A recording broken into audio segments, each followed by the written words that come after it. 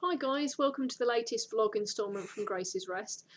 Firstly, I need to apologise for this being so late this week. I've been really good at getting these out on time every Monday, and this week has just been absolutely manic with going down to Plymouth to the Exotic Animal Trade Symposium.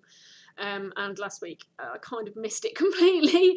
I was really busy working on my PhD proposal, so I am sorry about that, but we've got all sorts of things planned for you. I've got all sorts of video ideas, but today I really do want to talk about the symposium and what happened there.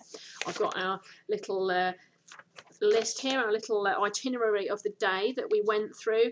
I think I really ought to thank first and foremost Wild Futures and the Animal Protection Agency for asking me to speak at the day.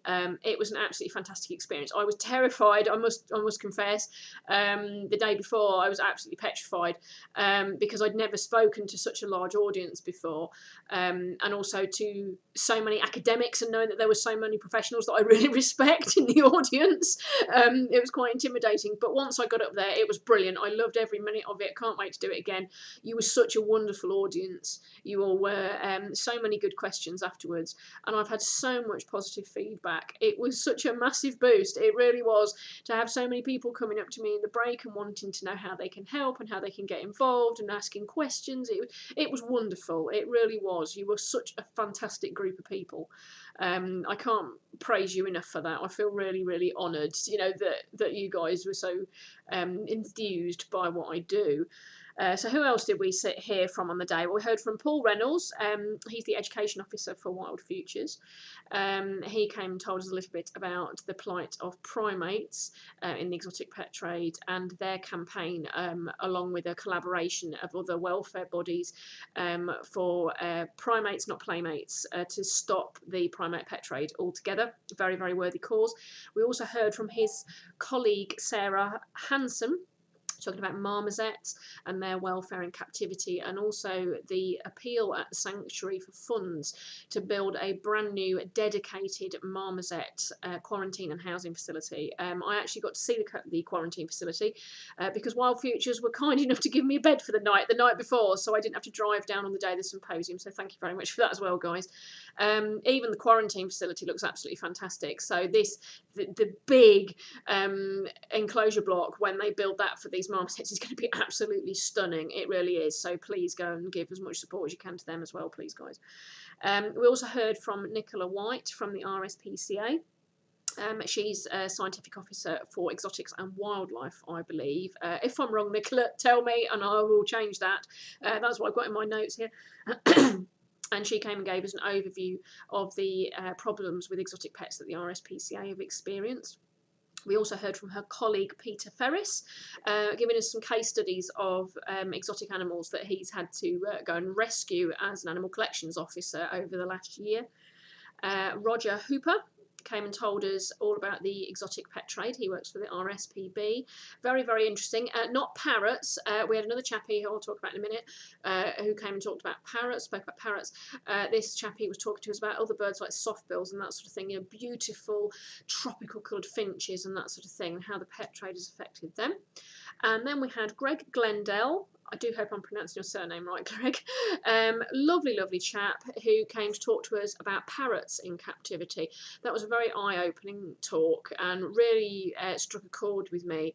I do really like my birds. We don't do birds here purely because I haven't got the facilities to do it, but I have worked with birds extensively in the past, and it's something that I hope that we'll be able to expand into in the future.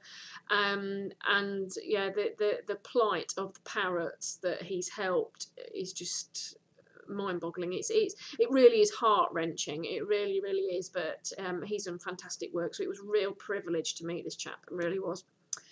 And then, of course, I gave a talk about my perspective of the exotic pet trade and more specifically the exotic pet crisis that we're suffering in this country at the moment, and the work of Grace's Rest and what I'm hoping to achieve through our campaign goals and also through my PhD project as well. As I've already said, I've been absolutely overwhelmed by the positive feedback of you guys, and the fact that you were queuing up to talk to me during the break was absolutely amazing. I thoroughly expected for me to be standing next to my board on my lonesome at the back, you know, sort of begging people to talk to me. It was absolutely fantastic. It was lovely to meet you guys. Please do keep in touch. I know a lot of you wanted to email me questions or things like that. You can email me. You've got all my details. You can tweet me if you want. You can catch me on Facebook. Feel free to ask any questions that you might have about anything. For those people that wanted to donate, thank you so much. If you go on our website, gracesrest.co.uk/donate, there's all sorts of options on there for giving towards the rescue. You can set up a periodic payment if you like, so you can make a monthly donation or send an annual gift, or you can just give us a one-off if that's what you'd like to do, and you can do that by PayPal, credit or debit card. Also, the Amazon wish list has now been fixed. There's been this massive recurring problem with the buttons for our wish list. Every time someone's tried to click a link to get onto it, they get all sorts of weird error messages like the list is empty and that sort of thing. It's not. Thankfully, a fantastic person from our website providers company managed to fix it for us. So now the links from our Facebook page and from our website, also on the donate page, do work. They've been thoroughly tested. They work on mobiles, tablets, PCs, laptops, the whole works, which is really good. There are an awful lot of water and food bowls on there at the moment. We recently had a bit of an amnesty. We are in a hard water area, so we can only clean the bowls so many times before the lime scale just gets too much. You know, we've scrubbed them and scoured them and they get scratched, and we can't guarantee that they're 100% clean. So we've had to recycle the ones that we can and chuck away the ones that we can't use anymore. So we really need some more bowls. I'm also really low still on fruit pots, little jelly pots. I really need some more of those. I haven't got many left. If somebody could donate some of those, that would be absolutely wonderful. And I've also had inquiries about our T-shirts. I very unglamorously modelled one on the day, and a lot of people really liked it.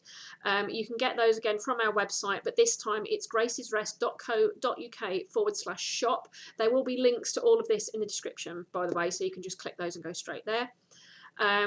We have small, medium and larges in stock, so I can send those out straight away as soon as you order them. If you want a different size, that's fine, I can get those. But there is a little bit of a price increase, I'm afraid, because we order those specifically for you. They're printed just for you. So because we only order them when we need them, we don't get a price break. So we have to make that money up somewhere.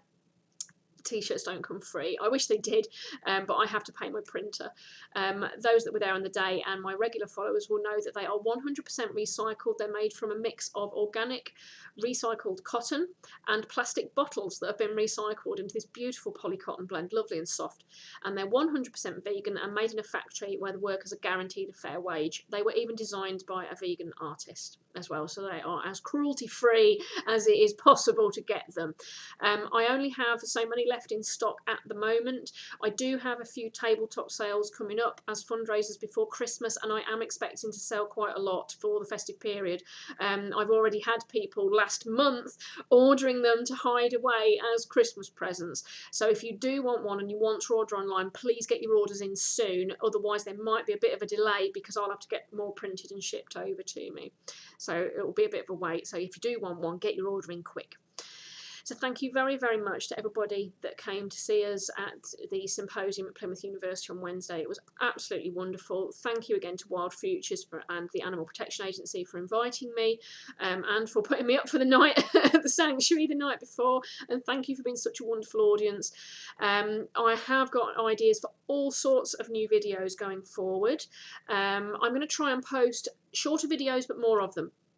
And I've got all sorts of little ideas. I'll be putting up another little video soon with some of those ideas, and I really want your feedback. So send me your comments and your critiques on what you would like to see in my videos. But I'll cut this off now before we go over the 10-minute mark. I will leave you to it. Thank you so much. You're all so fantastic. I'm so lucky to have such wonderful supporters. Love you lots. Speak to you soon. Bye.